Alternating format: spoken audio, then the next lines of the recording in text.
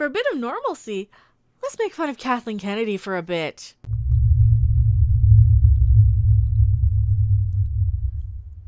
Hello, everyone. I am Becca Random 42. Still the one, still the only, still your favorite YouTube consumer advocate. And like I said, we're making fun of Kathleen Kennedy. Nothing any of us don't already know. But hey, we got a nice thread from Jar Jar Not Abrams. So shout out to him, her, whoever. And we got some backup. Somebody who does a great Kathleen Kennedy impression. Boom. Who are you here? Hi, I'm Rob Robot Shlomo, and I'm here because who doesn't enjoy making fun of Kathleen Kennedy? And I'm starting to think I have plaque psoriasis. The skin is. You've got leprosy. I just want to say that I don't actually play guitar, but I just hold one so I look sincere. Just Do you look sincere? One of those album covers, one of those folk covers, like John on the back of Rubber Soul. Yeah, so, okay. I can attest to that. You're no John Lennon. No. Okay, well, we'll put that aside for now. Let's take a look at this Kathleen Kennedy clip. It's an audio clip. Where did this surface from? Was this in an interview or a book somewhere? I don't know, but thank God it did arrive when it did.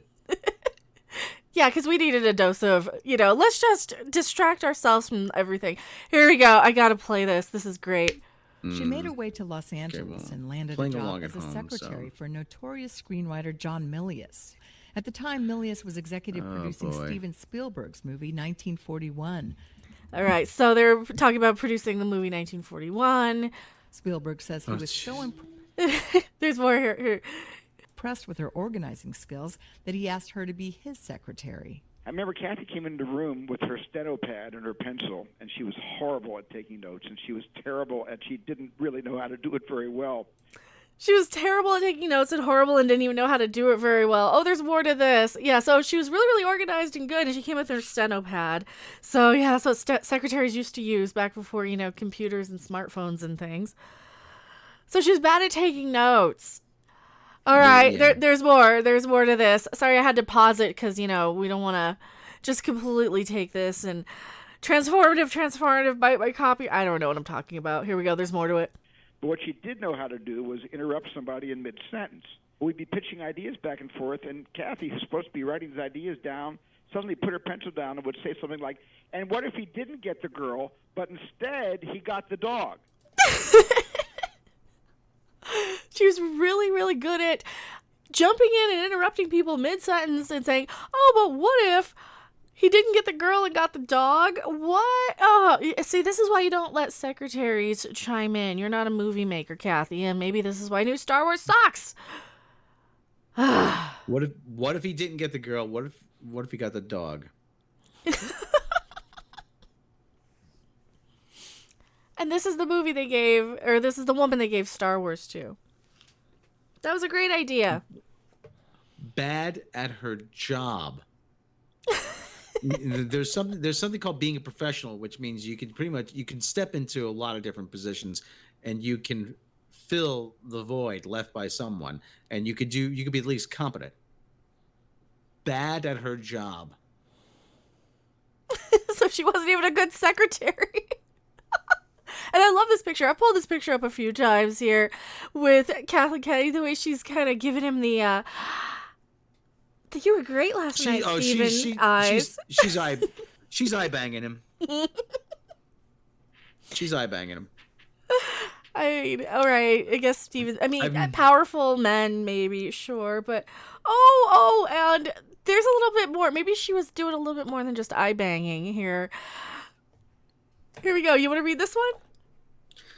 Yeah, okay. Number 2 right here? Yeah. This one? Can you see it? Yeah, Kennedy and her husband, producer Frank Marshall, initially kept the relationship a secret. Why? Spielberg, who had known Marshall for years, had tapped Kennedy to co-produce E.T., the Extraterrestrial, in the early 1980s. Marshall didn't want anyone to think that his romantic involvement with Kennedy had anything to do with her getting the job.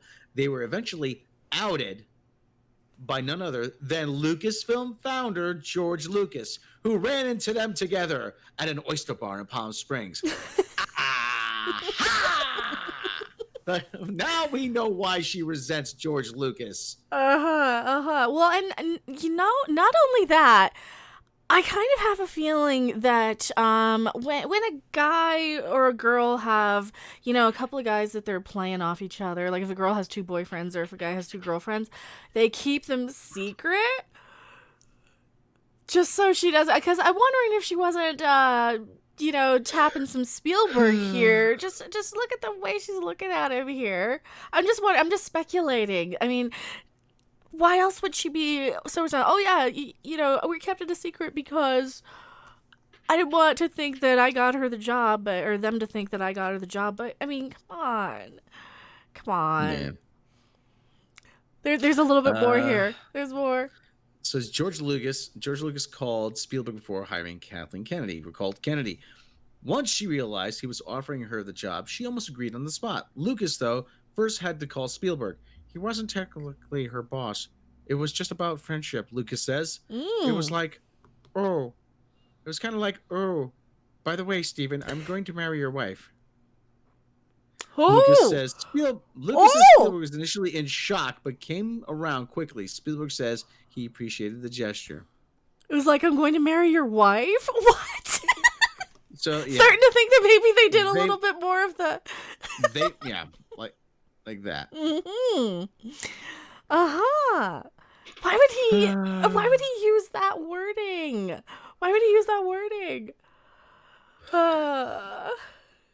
Someone who knew her well but didn't want their names mentioned have called her intimidating and controlling. Oh. Yeah. I mean, Kathleen Kennedy. That's the last of the little thread here. So shout out to Jar Jar, not Abrams. Hey, and if CBR can use him as a source, so can I.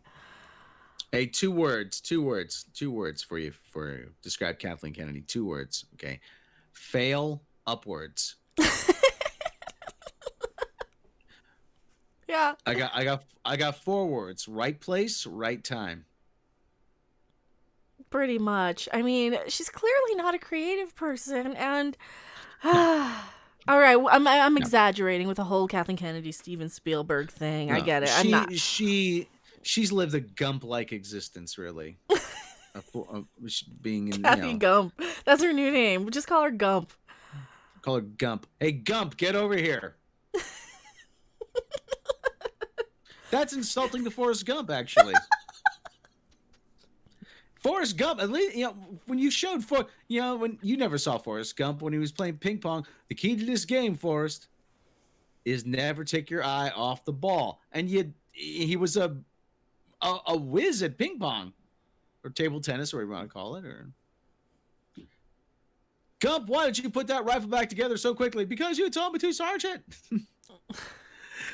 You show Gump to do it, and he's focused on whatever the task is. She's just bad at it. She would put it together backwards, and then it would be like Elmer Fudd. It would blow back into her face. She reminds me of like the mom who comes into like her kid's garage band and says, "Hey, maybe you should have a song about flowers. I like flowers."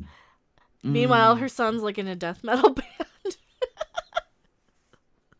It's like, seriously, just out of touch, clueless mom coming in, probably flirty.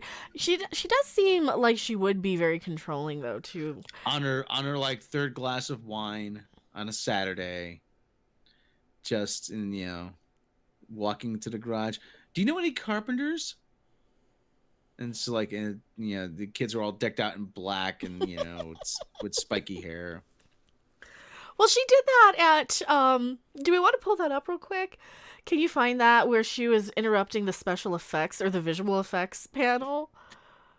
Yeah, we're looking for the exact clip, and there is one I was referring to was, I guess Kathleen Kennedy kept interrupting the visual effects panels or speakers or something, and I wish I could find it, but it was just apparent that she didn't know what she was talking about, and yeah, trying to come in and swing her dick around, basically. No, she's a producer. She, like I said, she's probably good at making phone calls and negotiating stuff. But I mean, here's the thing: you have to let your key people do their job. You can't, and that just her interrupting the visual effects people. That is not your wheelhouse.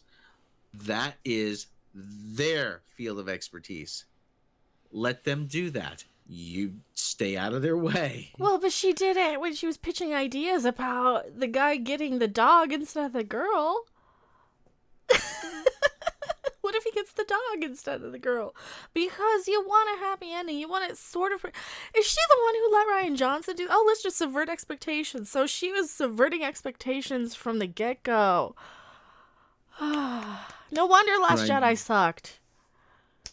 And he went along with just anything she said. Yes, Miss Kennedy. Yes, Miss Kennedy. Oh, speaking of Rian Johnson, you want to talk about his trilogy real quick? Oh. Did you see what his alleged trilogy was going to be? Do you have that article?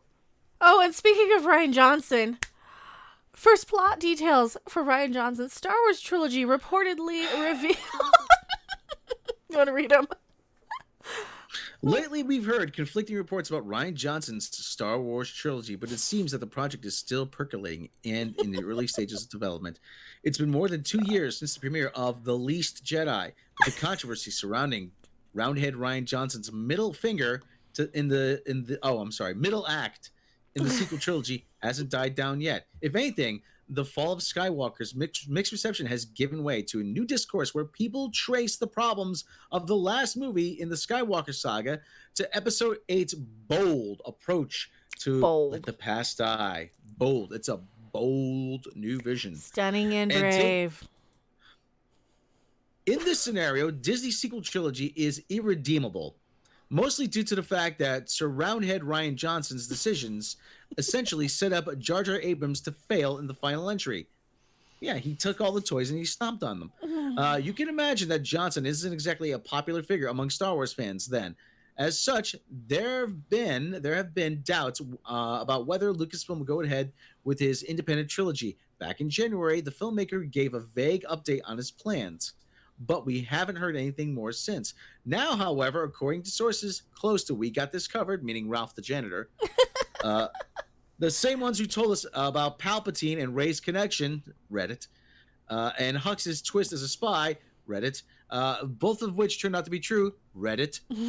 Johnson has already worked out the kinks of his new narrative, and though it's still unclear if the proposed trilogy will ever happen, the director at least knows where he wants the story to go. I have plans for a Silver Surfer movie. Am I going to ever make one? Nope. Yeah, there you go. From what we hear, the plot will revolve around the Force-sensitive kid we saw at the end of The Least Jedi. Broom Boy, no! That's bullshit and you know it. We're not going to get a Broom Boy trilogy. That was all wishful thinking. And take place long after the fall of Skywalker. There are now many Jedi in the galaxy, and Rey serves as a mentor to the aforementioned kid. Wait, the fall of Skywalker? I call it the Fall of Skywalker. Oh, okay. Actually, Gary Nerdrata calls it. But, okay. Gotta give credit. I thought they wrote that in the article. I'm like, wait, what? No. Rey's own daughter, on the other hand, is the new master of the Sith, leading the equivalent of the Empire in that era. Oh, BS. This is a load of BS. And it's played by Brie Larson. They're not going to show a woman as evil in under Kathleen Kennedy. Mm-mm. Of course, it'll probably be a while before we hear anything solid about Johnson's Star Wars trilogy. But this pitch certainly sounds in keeping with George Lucas's original vision. Mm-hmm. Really?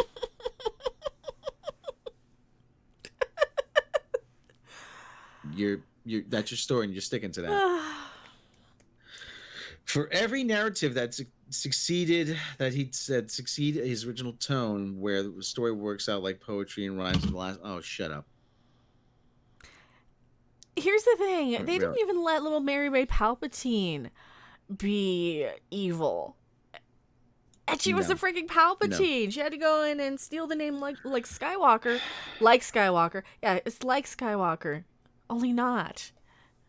They're not gonna. No way in hell they're gonna allow Kathleen Kennedy's gonna allow a woman to be the bad guy. Yeah, I don't No think this way. one's very plausible. This just sounds too much like None. fan theories about Broom Boy. They're not gonna do Broom Boy because that's too obvious. I've been hearing about Broom Boy for the last two years. I mean, come on, it's not happening. Last 2.5 years, there's been people, the Broom Boy should get a trilogy. Shut up. No. Seriously, shut up. It ain't happening, people. And it's unclear whether or not this is actually going to happen. It's not. Yeah, I don't think so. But hey, it was fun poking fun at Kathleen Kennedy and Rian Johnson for a bit. Do you guys think Broom Boy's going to happen? They make it too easy. That's the problem. I know. They make it They're far so too incompetent. easy. I don't know. It's almost like kicking Star Trek Discovery again, isn't it? Where it's like you almost feel bad because I'm like, oh, you guys really don't understand why we're upset. No, they don't. They really don't. But yeah, tell us what you guys think in the comment section below. I am Mecha Random 42, and you're just sighing. And no words. You're sighing in disbelief.